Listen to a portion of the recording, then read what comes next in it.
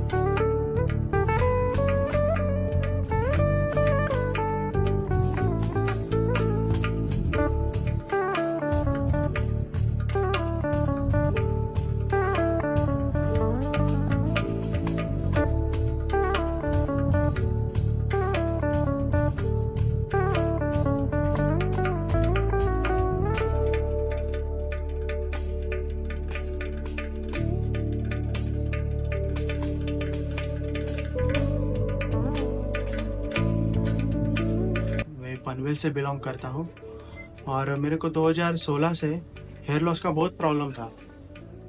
Problem होने के कारण मैंने दोस्त को पूछा कि हेयर लॉस मेरे को बहुत हो रहा है तो क्या करें। तो मेरे दोस्त ने एक ट्रांसप्लांट किया था जो कि बैंड्रा में। उसके रेफरेंस से मैं वाशी ऑफिस में आया।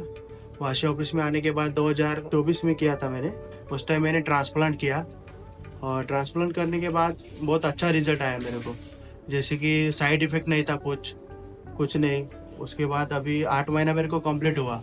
अभी आप मेरे बाल वगैरह देख सकते हैं, सब अच्छे से ग्रोथ वगैरह हो रहा है। अभी कुछ प्रॉब्लम नहीं है, पूरा टीम सपोर्टिव है और आप भी आ सकते हैं क्लिनिक में। Okay, thank you.